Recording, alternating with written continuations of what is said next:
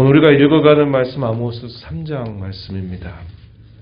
이 3장부터 6장까지 우리가 이제 읽어가게 되는 내용들은 이제 이스라엘의 모든 초점이 모아집니다. 어제도 말씀을 드린 것처럼 당시의 남유다에 대해서는 우리가 잘 아는 선지자 이사야나 미가나 이런 중심적인 선지자들을 통해서 유다에 대하여 많은 그들의 죄악, 잘못된 부분들을 말씀을 하는 반면에 이 당시에 북이스라엘의 경우에는 호세아 선지자와 함께 이 아모스 선지자가 북이스라엘의 당시의 영적인 실상, 또 그들이 처해져 있는 실제적인 상황에 대해서 하나님의 시각에서 말씀하시는 내용들이 길게 주어지고 있습니다. 이 내용이 이제 3장에서부터 6장까지 우리가 좀 더 자세하게 살펴보게 됩니다. 오늘 이 3장의 내용에서는 이 선지자가 왜 예언을 할 수밖에 없느냐, 그리고 이 예언하게 되는 그 근거가 무엇인가, 왜 이러한 심판을 선언할 수밖에 없는가에 관한 필연적인 이유를 설명을 해줍니다. 그리고 9절부터 마지막 절 내용에는 당시 북이스라엘의 수도였던 이 사마리아에서 발견되는 죄, 그것이 무엇인가를 말씀을 하면서 이방의 백성들 앞에 그 백성들의 죄가 어떠함을 폭로하시고 심판을 선언하시는 말씀들이 주어지고 있습니다. 먼저 이 선지자가 하나님 백성들 이스라엘을 향해서 이렇게 말씀을 합니다. 그들은 하나님의 특별한 부름을 받은 백성들이다 하는 사실을 그들에게 강조하고 있어요. 먼저 2절 말씀을 한번 보시기 바랍니다. 2절, 내가 땅의 모든 족속 가운데 너희만을 알았다.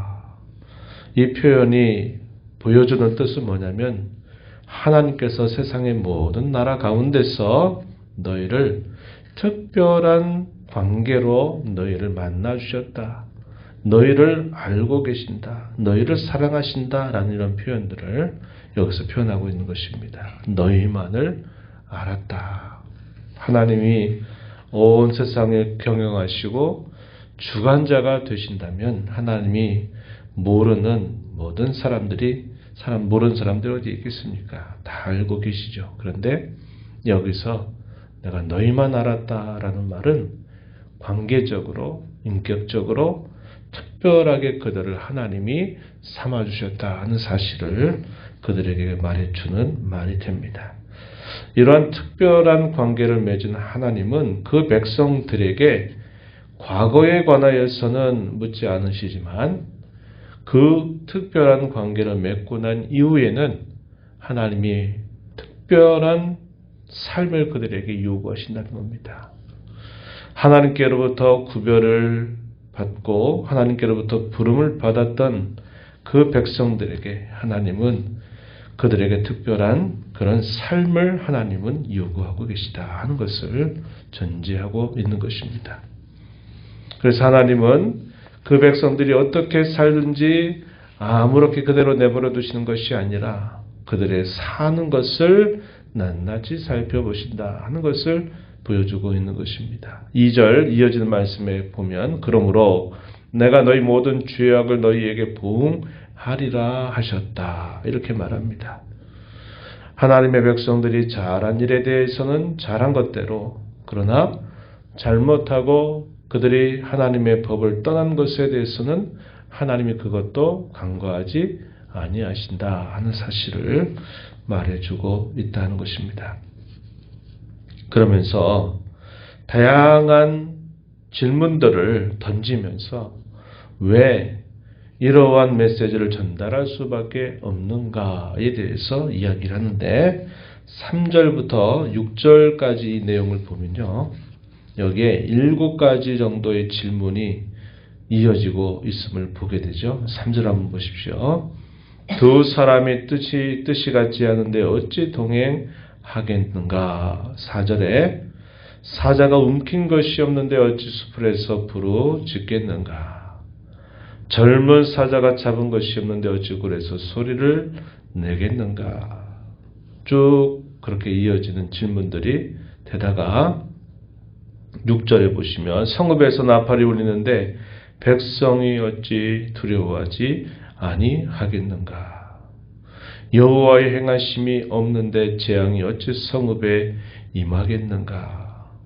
성읍에 재앙이 임하게 되는 그 결과는 여호와께서 행하심 때문이다. 이렇게 말하는 것이죠. 그래서 필연적인 원인과 결과에 관한 7가지의 질문들을 하나하나 말하면서 분명한 원인이 있기에 그에 따른 결과가 주어지게 되는 것처럼 하나님께서 왜 자신을 통하여서 이러한 메시지를 경고하게 하시는가?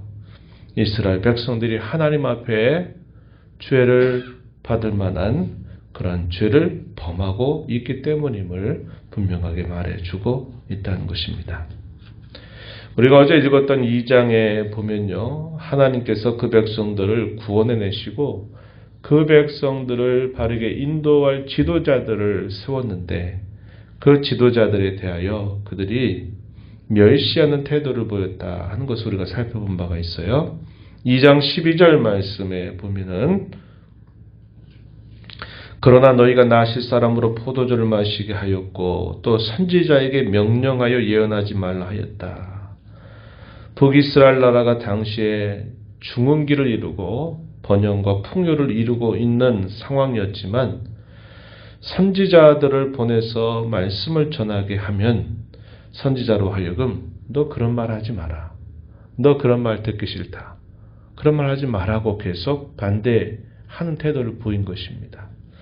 지금 아모스 선지자 유다 사람이고 출신은 목자하고 농부 출신의 사람이 이 북쪽 이스라엘에 와가지고 하나님이 이렇게 말씀하셨다라고 이야기하니까 네가 뭔데 와서 이런 얘기하냐 하지 마라 이런 식의 반대가 있었던 것을 우리가 생각해 볼 수 있겠죠.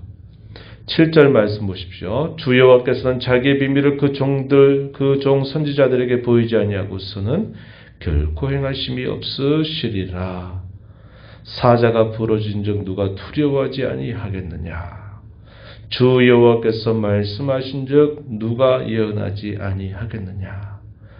자기가 예언의 사역을 하고 있는데 듣기 싫다고 반대하는 그 사람들에 대하여 주 여호와께서 말씀하셨는데 어떻게 예언하지 않겠느냐. 이렇게 말씀하라고 해서 전하는 것이다 라는 사실을 이야기하면서 원인과 결과에 따른 이러한 상황이 필연적인 것이다 라는 사실을 분명하게 이야기하고 있는 것입니다. 그러면서 이제 이스라엘의 중심 수도인 이 사마리아를 지목해서 그 죄가 무엇인가를 이야기를 하기 시작합니다. 9절 말씀에 보면 이 사마리아 성 중에 큰 요란함과 학대가 벌어지고 있다. 이렇게 이야기를 해줍니다. 겉으로 볼 때는 땅도 넓게 차지하였고 풍요와 번영을 이루니까 아무 얘기하지 말고 그냥 이런 좋은 상황을 누려라. 이렇게 말하고 싶지만 하나님이 보시는 관점은 그런 게 아니다 하는 거죠. 그래서 당시의 수도였던 이 사마리아 성에서 일어나는 이 큰 요란함 그리고 학대의 현실이 어떠한 것인가 하는 것을 지적하시는 겁니다. 지도자들이 당시 어떤 태도를 가졌느냐. 자기 궁궐에서 포악과 겁탈을 쌓는 자들이라 이렇게 표현하고 바른 일을 행할 줄 모른다 이렇게 말했습니다. 하나님이 지도자들에게 원하고 바라는 그러한 올바른 일들을 그들이 행하는 데 관심이 없고 자기의 부와 또 자기의 유익을 위해서 많은 사람들을 향하여 포악과 겁탈을 두려워하지 않는 그러한 현실을 고발하고 있다는 것입니다. 이러한 일에 있어서 하나님이 어떻게까지 하시느냐. 이방 나라를 불러 세워서 그들을 증인으로 삼는 듯 말씀을 하십니다. 블레셋 나라와 애굽 나라 불러들여서 한번 이 사마리아 성에서 벌어지고 있는 이 죄악의 실상을 한번 봐라 이렇게 말하고 있는 겁니다. 하나님께서 자기 백성들의 죄를 이방 나라에 까발리시는 그런 말씀을 주고 있는 것이죠. 부끄러워할 줄 모르고 잘못된 것에 대해서 잘못됐다고 생각할 줄 모르고 돌이킬 줄 모르는 그 백성들을 향해서 이제 진짜 수치가 뭔지, 진짜 부끄러움이 무엇인지 그것을 그들에게 낱낱이 폭로하고 계신 것입니다. 왜 그럴까요? 하나님께서 그 백성들을 특별하게 알고 계신 그 백성들에게 요구하는 구별된 삶, 거룩한 삶, 그러한 삶의 열매를 외면하면서 살고 있는 그 백성들이었기 때문에 하나님 그렇게 하시는 것이죠. 그래서 하나님께서 어떻게 하시는가? 심판을 선언하시는데요. 11절 말씀에 보면 땅 사면에 대적이 있어 내 힘을 쇠하게 하고 너의 궁궐을 약탈할 것이다. 14절 조금 뒤로 가서 보시면 베델의 제단들, 이 베델의 제단들이 대표적인 우상 숭배의 장소였습니다. 그 제단의 뿔들을 꺾어서 땅에 떨어뜨려 버리겠다. 이렇게 말씀을 하셔요. 그리고 15절에 보면 겨울궁과 여름궁을 쳐서 상하궁들, 사치와 방탕을 표현하는 그런 상하궁들이 다 파괴될 것이고 그 큰 궁들이 다 무너지게 될 것이다. 이렇게 예언을 하고 있습니다. 잘 아시는 바와 같이 북이스라엘 나라는 나라가 시작되자마자 종교 정책이 심히 부패한 종교 정책으로 시작이 됐습니다.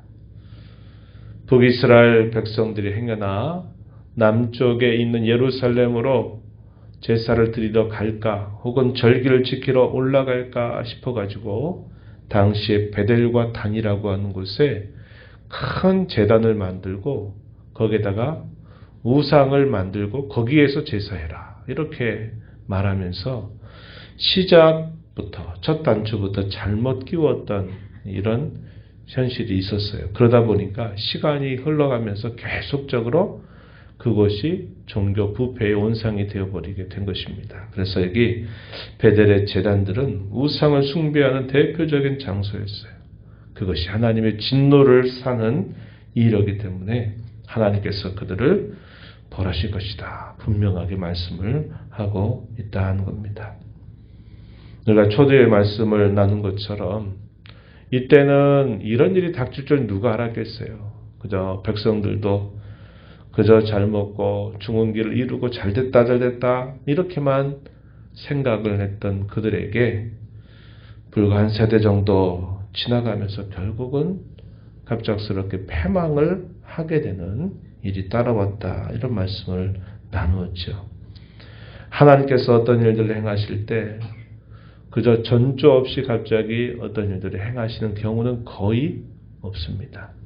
특별히 자기 백성에 관하여 하나님이 어떤 일들을 행하실 때 반드시 전조, 징조 같은 것들을 알려주시죠.